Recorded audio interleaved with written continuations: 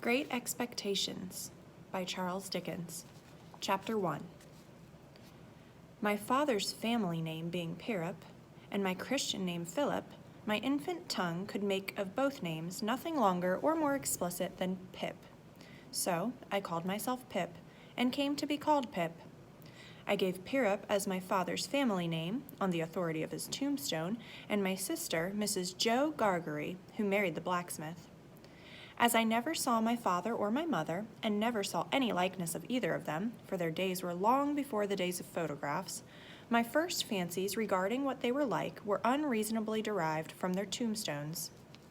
The shape of the letters on my father's gave me an odd idea that he was a square, stout, dark man with curly black hair.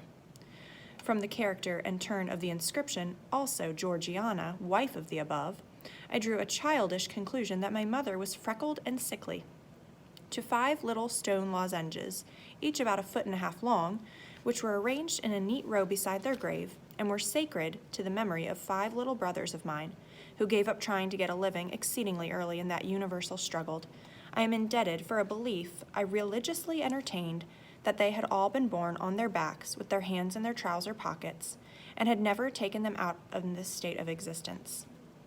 Ours was the marsh country down by the river, within, as the river wound, 20 miles of the sea. My first, most vivid and broad impression of the identity of things seems to me to have been gained on a memorable raw afternoon towards evening. At such a time I found out for certain that this bleak place, overgrown with nettles, was the churchyard, and that Philip Pirrip, late of his parish, and also Georgiana, wife of the above, were dead and buried, and that Alexander, Bartholomew, Abraham, Tobias, and Roger, infant children of the aforesaid, were also dead and buried, and that the dark, flat wilderness beyond the churchyard, intersected with dikes and mounds and gates, with scattered cattle feeding on it, was the marshes, and that the low, leaden line beyond was the river, and that the distant savage lair from which the wind was rushing was the sea, and that the small bundle of shivers growing afraid of it, and beginning to cry, was Pip.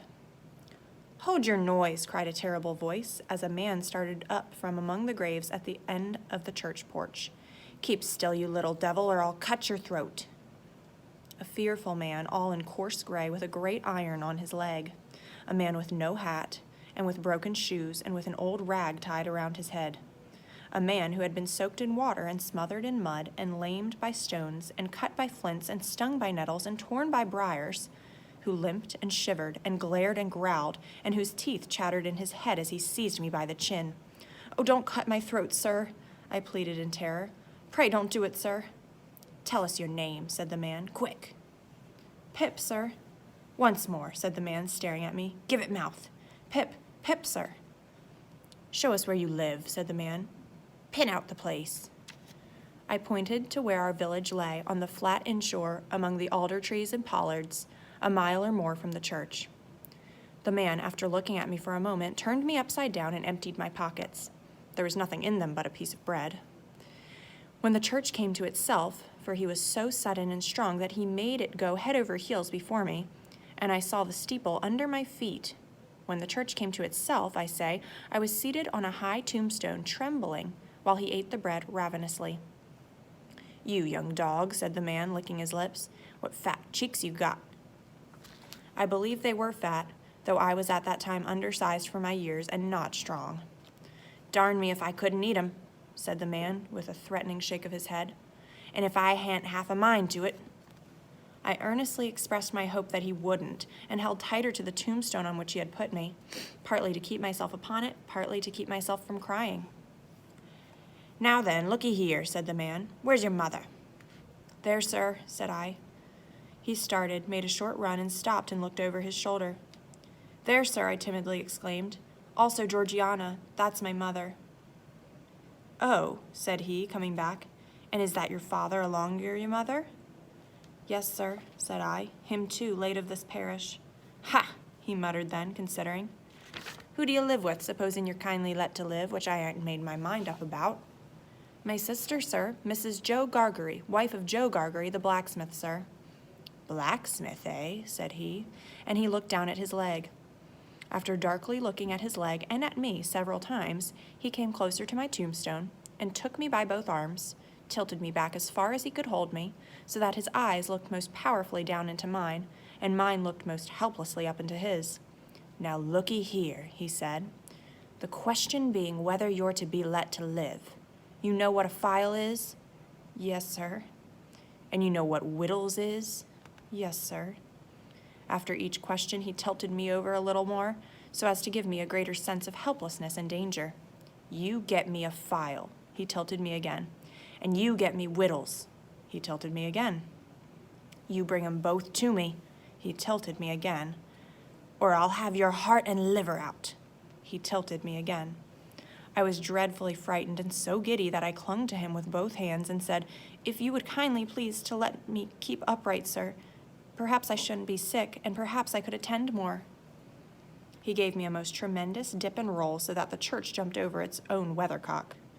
Then he held me by the arms in an upright position on the top of the stone and went on in these fearful terms.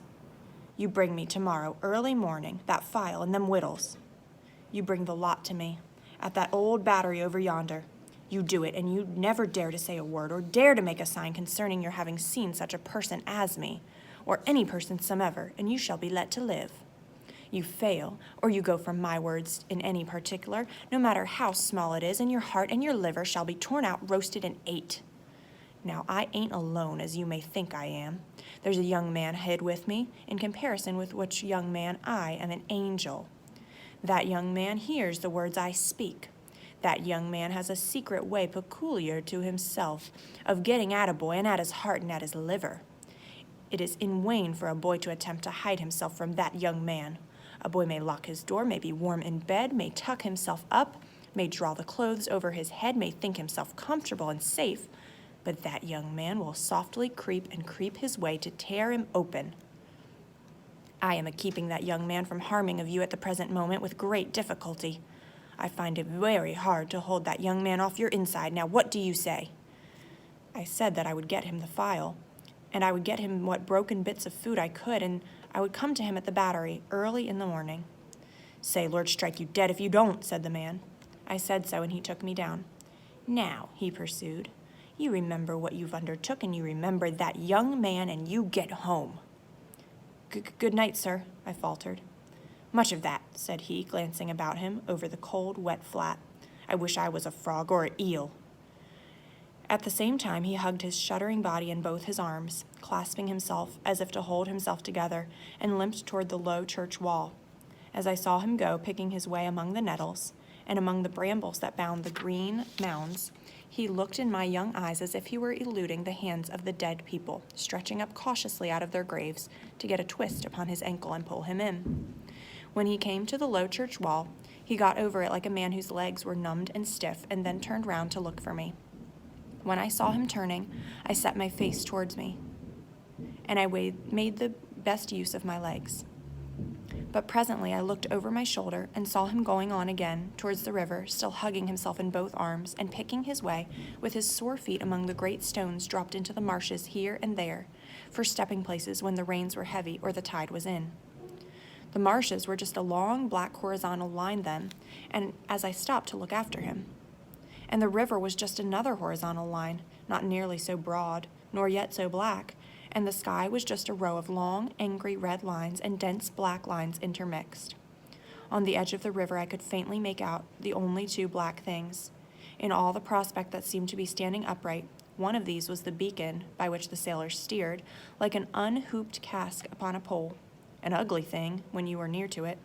The other a gibbet, with some chains hanging on it, which once held a pirate.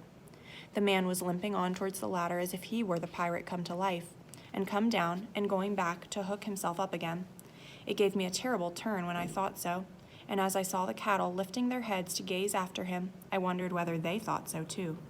I looked all around for the horrible young man and could see no signs of him, but now I was frightened again and ran home without stopping. End of chapter 1.